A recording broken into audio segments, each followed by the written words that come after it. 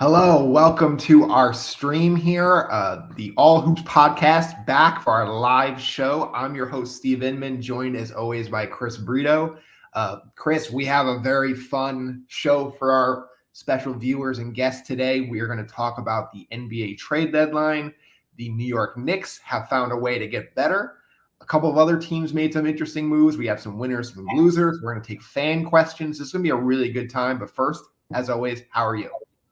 Hey, Steve, how can you not be disappointed with what the Knicks did today? We got two guys who are going to make us into one of the deepest teams in the NBA as we make a deep playoff run. I don't know. It's hard to not feel so optimistic with the Knicks. I think we still need clarity over Julius Randle's injury, but how can you not be excited about where this team is going? Yeah, so again, this is a live show, so bring your questions into our comment section here, and we'll answer them. We'll start with Andrew here. That's what we're going to get to anyway. Thoughts on Bogdanovich to the Knicks? They acquire him. They reacquire Alec Burks. 4-for-2 trade.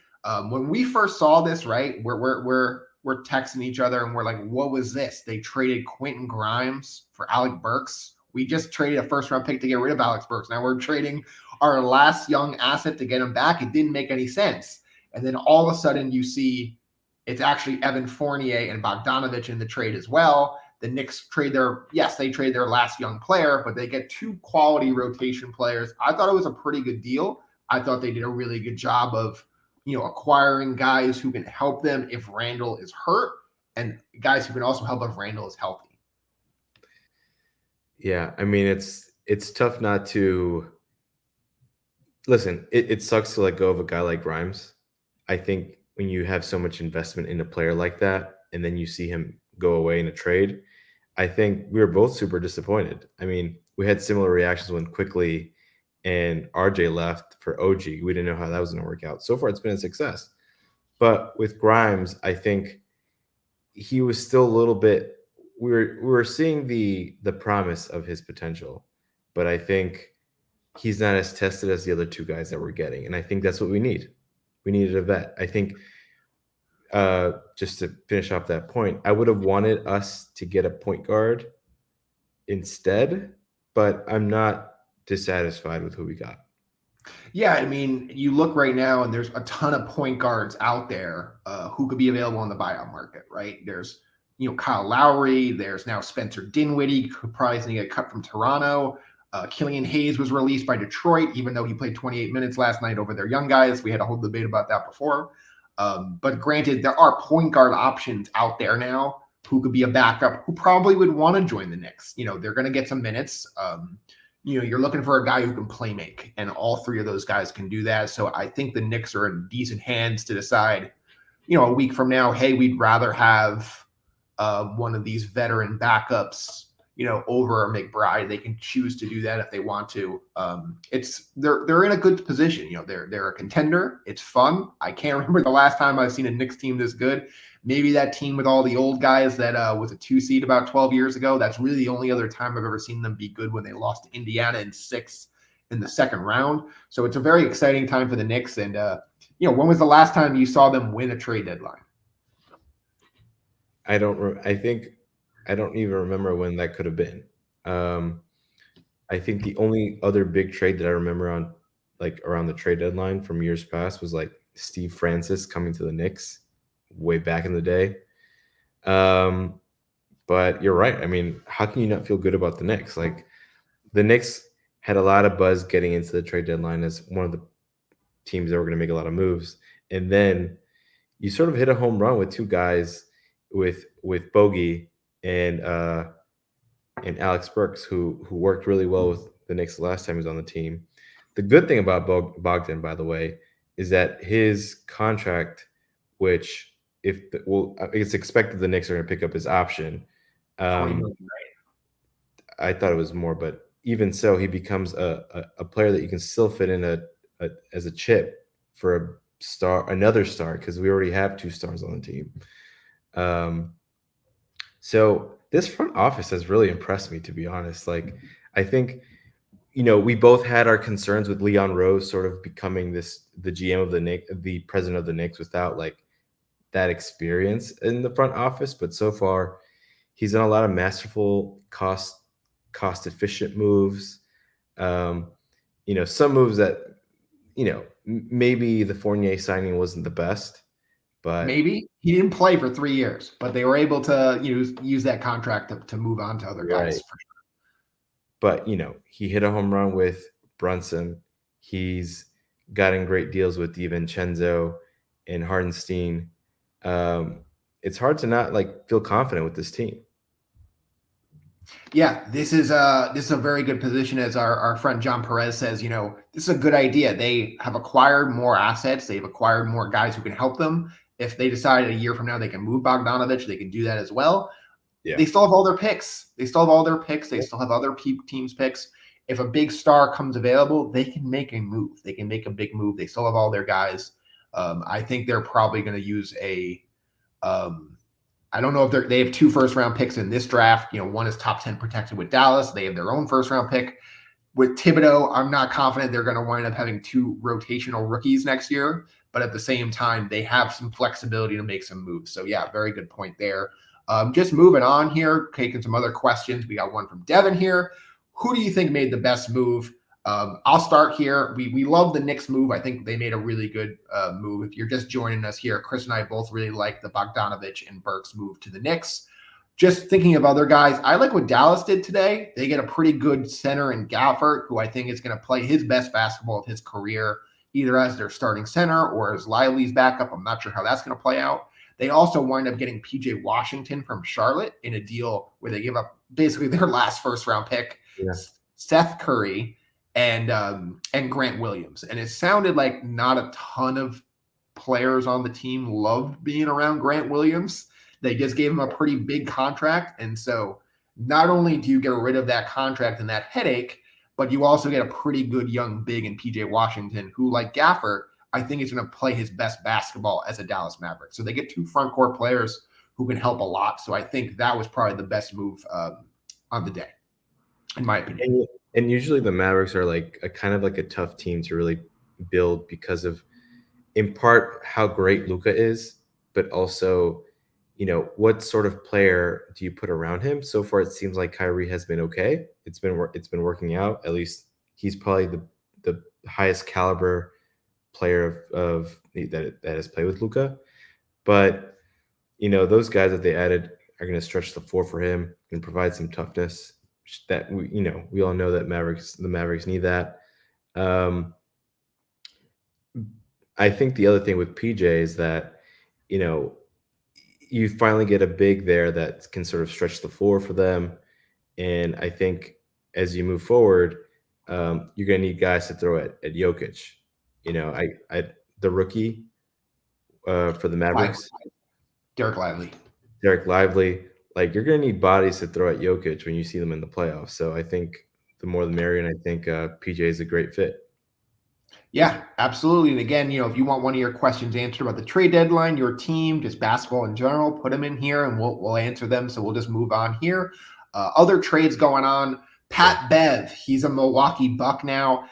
My thoughts on this is, how does Dame feel? I mean, they've had some beef in the past. A couple of people have been bringing up some of their recent tweets. Not really that far, less than a year ago, they've had some beef. So I think, now Pat Bev is Dame's backup in Milwaukee. So I think that's kind of fun. I think they'll get along well, obviously, as teammates. But it's those two have had some kind of rivalry before with Pat as a Clipper and Dame kind of waving him and Paul George goodbye, right, at different times in their career. So I think that's going to be interesting. I'm not sure how much Pat Bev has left in the tank, especially offensively. I'm not really sure he can give you much. It's a very similar situation to a Miles McBride. You love him on defense. He's a pest. But offensively, I'm not sure what he gives you. So for them to kind of say, we're going to take that for campaign, I wonder what that means about where campaign has been in the last few months. What do you think, Chris? I love the Pat addition. I think that team needs a little bit of they need to stop being a turnstile on defense. And I think, listen, Pat isn't going to solve all their problems, but I think at the very least, it spells that offense when Dame's out, or I like it. Overall, I like it. Yeah, no, for sure. It's a solid trade. I don't think you should really love it or hate it. It's fine. He's a rotate. They traded a rotation player. They got back a rotation player. One was an offensive guy. They trade him for a defensive guy. So it's an interesting deal for both. Um, Now moving on here, we got the Wolves. Our guy Mitch, big Wolves fan. Thoughts on them down the stretch? Well, I think the Western Conference top four is very interesting. I think they're all within a game of each other. That's Minnesota, Denver, Oklahoma City, and the Clippers. They're all kind of tangling up, and they're going to wind up playing each other in the second round. And I think all four of those teams can wind up going to the finals and winning. And so having home field advantage is going to be crucial for all Wait, four of those teams. Go ahead. see, you said the Wolves are I going to make think any of those four teams right now in the right situation could beat the other ones. I do. I think the Clippers, the way they're playing right now, they look like the best team in basketball. Denver's your defending champs. Oklahoma City, we'll probably get to them in a little bit, how I kind of thought they could have made a bigger move. They look great. And then the Wolves, they're I think I would probably put them fourth amongst that group right now, but I think they're still in that top tier. If things break right, I think they can go to the NBA Finals. And so, Rudy Gobert is playing great. Towns is playing great. Edwards is a star. McDaniels is a defensive guy who is, really emerged as a stopper. And so having those four guys is huge. And it really is going to come down to them continuing to play great, stay healthy, and getting Mike Conley to somehow stay healthy because he's dangerously important to them considering his age. Yeah. Well, didn't they get Monte Morris yesterday, which was I thought it was a solid ad by them. The thing with the Wolves is I think they're going to be great in the regular season as they've shown, but my biggest fear is what happens in the playoffs. That's why they need home field. When everyone knows what you're doing, and the thing with Rudy's a great defensive player, but once it comes to the playoffs, I think he sort of gets exposed. And that is the only part of this whole equation that doesn't allow me to believe that the Timberwolves can make it all the way. They have one of the best players in the league in Anthony Edwards. Cat is decent. Okay, above decent. An all-star. Yeah, he's an all-star. They have some interesting guys, but to me, it's for me, I want them to see what it looks like for them in the first round, and then we'll go from there. I think I feel good about the Nuggets. I feel good about the Clippers. OKC, I can't wrap my head around yet, but I think the addition of Gordon Hayward sort of helps that situation. The only thing those guys needed was a veteran experience. And so that was a really solid ad by them today too. Okay, Chris, we talked some winners. Let's talk some losers of the NBA trade deadline. For me, the biggest losers are not really the teams that made bad trades. It's the teams that didn't do anything. And those two teams for me are the Bulls and the Lakers. And to me, the Bulls are the biggest loser here. I don't understand why they're just we want the 8th seed. We want to be as mediocre and average as possible. They could have got probably a really good package for Alex Caruso. Yeah. DeMar DeRozan's a free agent. They're not trading him for some reason. He's old. They're going to give him a big deal or he's just going to walk. They wanted to trade LaVine and he's making too much money. And then the only team that seemed interested were the Pistons. And now he's out for the year. And I don't know if that's a coincidence. You show Piston interest and then he's out for the year. But that's what happened. And so, Chris, who is the biggest loser in your book? I think the Bulls. I think you say this all the time about how being in no man's land, which is basically that 10, 11, 12, 9. Well, actually, yeah, that mediocre land. 8 to 11. You're not good enough to get a top lottery pick. You're not good enough to make the playoffs. And I think this actually really applies to the Bulls because the Bulls aren't young. I don't think they're going to be much better next year, even if Lonzo Ball comes back, is in shape, is great again. I feel like the Bulls are holding on to that image of what they had with Lonzo Ball, DeMar DeRozan, and Vucevic for that half a season run, and I feel like they haven't let go of that. all this to say, I think the Bulls are the biggest losers because they had a chance to trade Drummond also and didn't. Like, what are you doing? What are you doing is really the message of the 2024 Bulls. What are And, you doing? And what is the plan here? and not so far behind. And like the Pistons, who are obviously know who they are, but I think are pretending to be something that they're not. Right. And It's very unclear what the Pistons' plans are. It seems. Go ahead.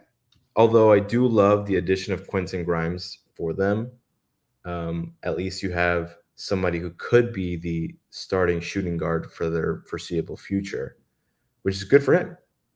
Right. Well, I mean, we have our guy Devin Curry here asking, how do the Pistons justify their horrible trade? And my question is, which one? Like, they've made so many questionable trades in the last few days, months. It doesn't really make a ton of sense to me. Quentin Grimes is a nice guard, right? But the Pistons have like 9 nice guards. They have Cade Cunningham, they have Jaden Ivey, they have Sasser. Now you bring Quentin Grimes into the fold. You're going to have to hope he can kind of play up and be a small forward, because that's really the position they kind of don't have a ton of guys.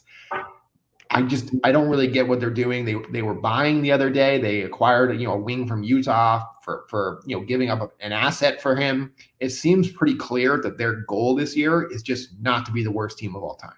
That's their goal. They're 7-43. They've won 7 games of their 50, and they're trying as hard as they can to just not live in infamy. And there's not a Netflix documentary about this team 2028. That seems to be the goal, to survive the year. Yeah, I hate those goals for them. I think that what's crazy? I didn't expect them to be this bad, but they're historically bad. Yeah, the guy they acquired, Fontecchio, he's going to probably play a lot for them. They traded some vets, and the hope now is that guys like Jaden Ivey, Marcus Sasser, Quentin Grimes, those guys are all going to play big minutes, and maybe they can run into a few wins and avoid a disaster here. Yeah, I have no idea what they're doing. I don't think they've even acquired like premium draft assets even through all of this. Nope, none. I feel like there was at least some chatter about shipping off Bogdan Bogdanovic for a first rounder at some point. They could have got a first rounder last year. This year they couldn't. They got Quentin Grimes, who's a nice young wing. But they also got 2 second rounders in like 2027 and 2028. Like, what are they doing? And Weaver comes from that Oklahoma City, pipeline, right? And he's running the team, and it's been a disaster so far. It's been just simply a disaster. And I wonder if he can save his job. Yeah, they can't all be Sam Presti. Your God. No, they cannot. No, they cannot. Let's talk about another rebuild here. We got our guy Eslin asking thoughts on the Trailblazers this year. And the Trailblazers were in a lot of conversations this week about Malcolm Brogdon. Then you see a report a couple of days ago that he's like, hey, don't trade me. I want to be here. I want to mentor these young guys.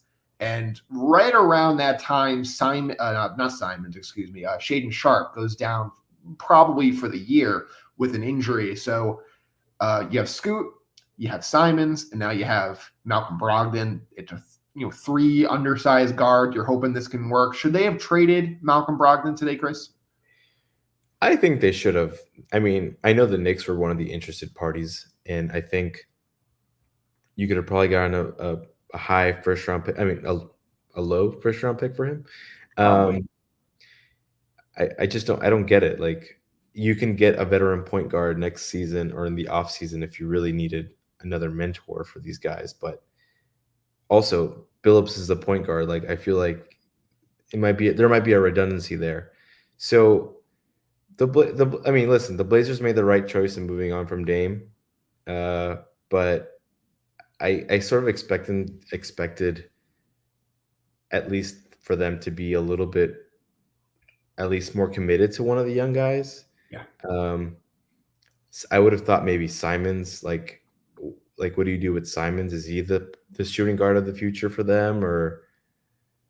I mean, they're both undersized. They're essentially repeating history by, having 2 small guards again. Like, did we not learn our lessons from the past? Like, I mean, they're taking whatever they know can play. Like those guys can play. They're legit NBA True, starting players, true. and so that's what they know how to develop. It's an interesting decision to not trade Brogdon. You look around the league, and the six men type, the Yeah, Clarksons, the Brogdons, even like a Tyus Jones, like those are the guys like I thought the Knicks should be interested in. Those none of those guys got moved, and yeah, I wonder if just the market for a gunner six-man type just wasn't there to get that, 15th pick in the draft. Or maybe the Blazers, like a lot of teams, said, hey, this draft stinks. We're not interested in your 2024 first round pick. We want one for 2025, 26, something along those lines. And teams just weren't willing to give that up for yeah. Malcolm Brogdon. And I think if I were the Blazers, I probably would have just said deal to a 2024 pick because this is a very quality player who's very rarely healthy. And they're finally getting him during a stretch where he's healthy. What's going to happen when that changes? Are you going to be able to get that late first round pick for him? I don't think so. And so I think they might have missed their window this summer to get the best for him. We'll see. Obviously, when you get late into a season, right? That's when you have nothing to play for. That's when they start shutting down the vets. That Yeah. might happen here with Brogdon, so I'm not really sure if they're going to get a ton more out of him this season. But it's a very interesting decision so far. We like the guards. I've been very disappointed in DeAndre Ayton this season. He's just been bad or mediocre. He got his max and he seems to be chilling. I mean, he's been doing okay for me on fantasy. Yeah, Not that he's not that fine, it but matters. I thought he would take a step up from his Yeah. Phoenix days, kind of being one of the go-to guys, and it seems like he's kind of taking a step backwards. He's still a useful fantasy player, sure, but he's not that top 7-8 center that I thought he could be on a new team. I mean, listen, I think it's just you think these teams can like. I think the biggest problem with teams at the trade deadline, especially a team like the Blazers, like the Pistons, like the Bulls, it's like you got to know who the hell you are. Like you're not competing for anything. You're not going to compete with anything anytime soon. Like, what are you doing? What are you holding on to Brogdon for? Right. Another team that held on to a guy, we're not sure if it was too long. We'll see, is DeJounte Murray with the Hawks. I was a little surprised that he was even on the trade block to start with. And then all of a sudden, it seems like they were very determined to move him, that the Trae Young Murray fit just hasn't worked. They were ready to move on. We weren't really sure if they were looking for draft picks or young players to kind of go around Trae Young. They wind up not trading him, and now they're kind of just mediocre, and they're going to just try to, like the Bulls, go for the 8th seed. This one's a little different for me, Chris, because I don't think his trade value is really going to change much if they do this over the summer or even in February again next year. What do you think, though? Should a team have stepped up and offered a pretty decent return for DeJounte Murray? My guess is that they wanted a king's ransom for DeJounte, and it just didn't meet the asking price. And I suppose it's harder to find another good player like DeJounte next year than trading for him for an asset that maybe might turn into a player. So I get why the Hawks held on to him at least.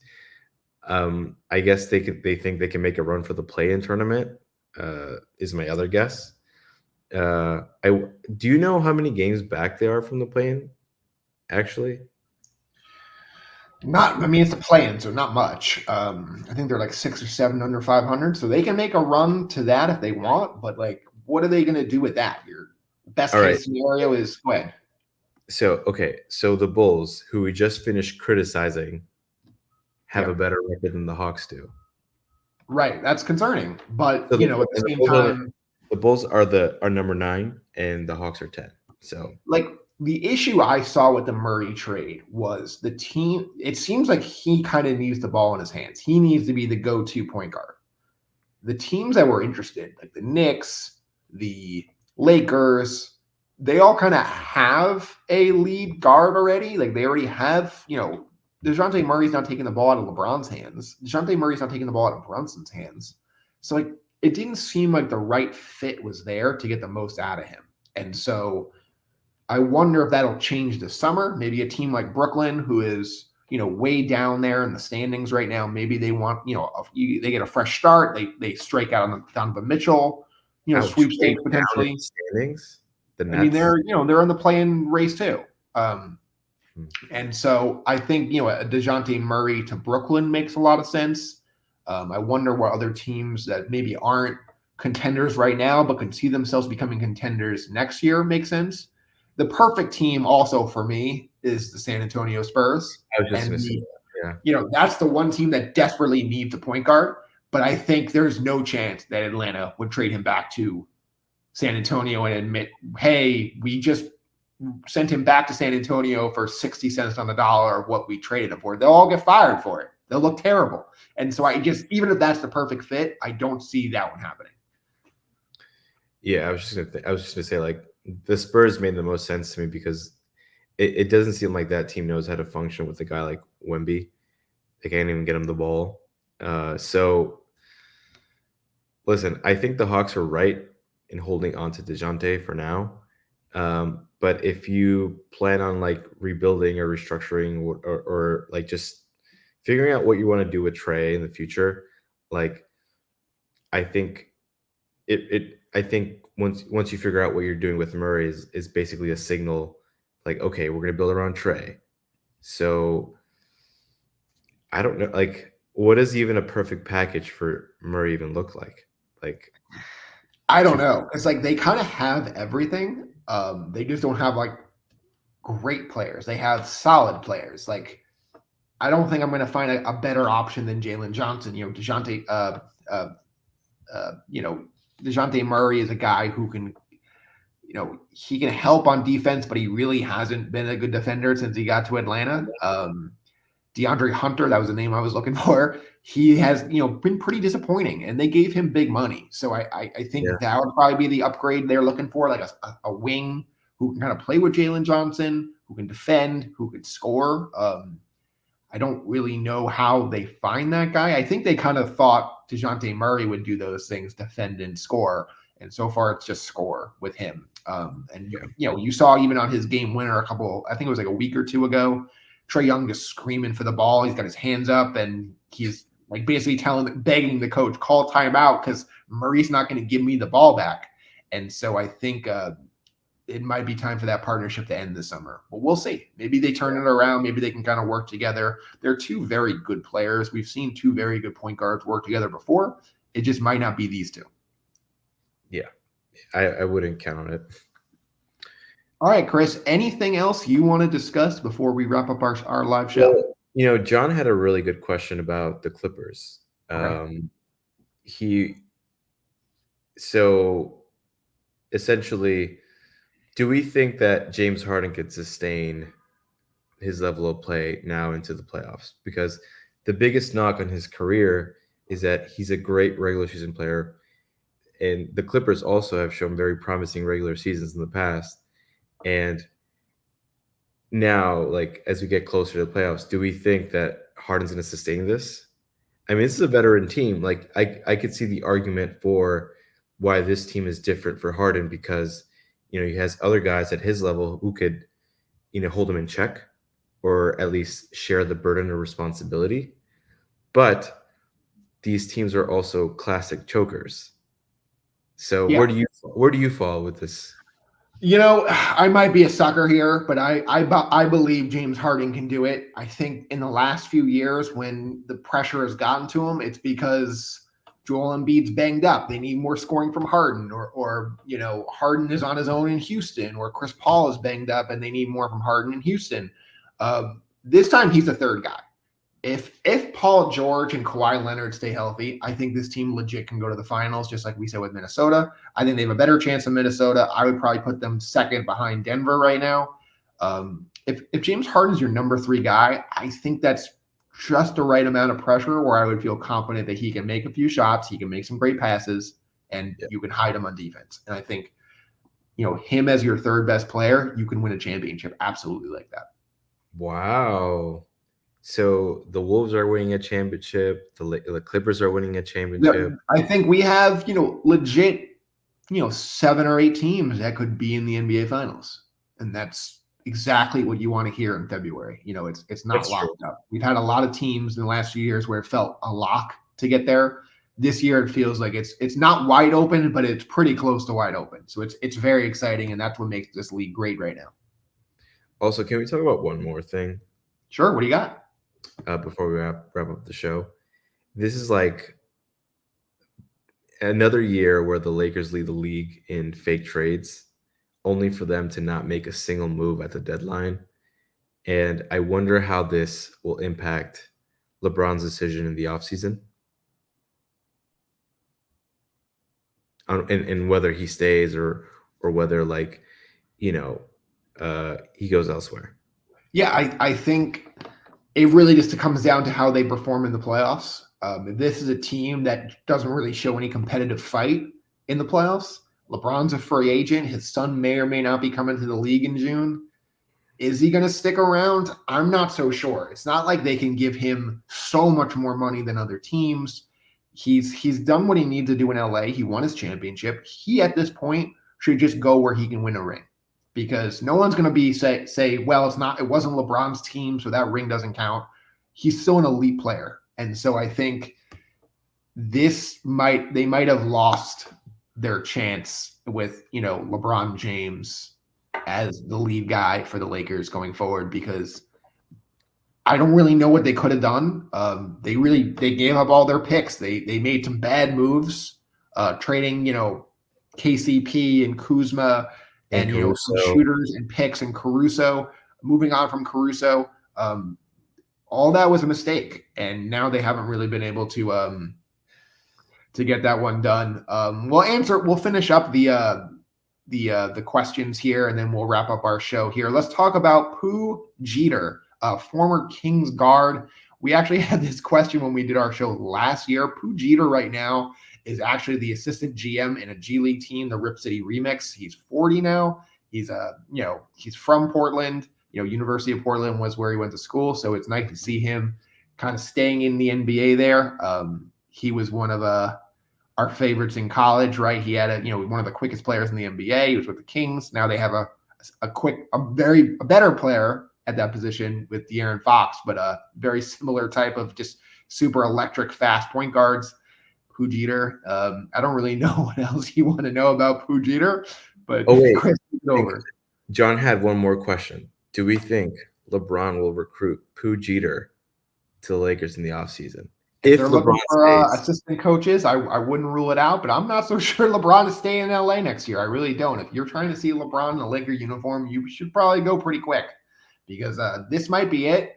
And if he walks out of LA, I really believe that team might blow it up. They might say, okay, we have no picks. We have no way to put another star around Anthony Davis. They might say, let's trade Anthony Davis for a bunch of draft picks and a couple of young players and see what we can do from there. But I think that's going to be the most fascinating question now going forward. As always, what is LeBron thinking? What is LeBron going to do? Final question and final. Did you make anything out of LeBron wearing a Knicks towel after the game? Yeah, he does this every year. He does this whole thing where he's just trying to see the grass is greener somewhere else. 2 years ago, he went to the All-Star game and he talked about how Sam Presti's the greatest genius in the world.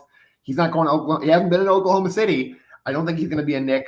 I think, it's the team I would be watching. I hate Sterling so much for that. The team I would be watching is the Philadelphia 76ers. They are going to have cap space. They have 2 stars in Maxey and Embiid. They have a guy in Embiid who can take over most nights, and LeBron can also do that at times. They're a contender, and I think they need him. And I think that is definitely one of those where it's an easy path for him to get a max deal and go there without having to gut the team to make the salary work. So that would be the one I would be looking at. All right, this will be the last question that we take from Mitch. If you could bet on any team to win the 2030 NBA Finals, who are you taking? Taking Oklahoma City. They have all the draft picks. I don't see why you wouldn't. They look great. It's going to be SGA kind of passing the torch to the next great Oklahoma City Thunder player at that time. That would be my pick. I think I'd go with the Spurs. It's not a bad one too. Victor Yeah. Wembanyama can be healthy. He's going to be a threat for a long time. Yeah. All right, so that is going to do it for us. Thank you guys so much for the questions. Thank you for watching on YouTube. And then if you listen to this, after we're done recording on Apple and Spotify, we'll be back next week to talk more NBA action, the All-Star game, the buyout market, plenty still ahead in the NBA regular season. Bye, guys. Thanks for joining.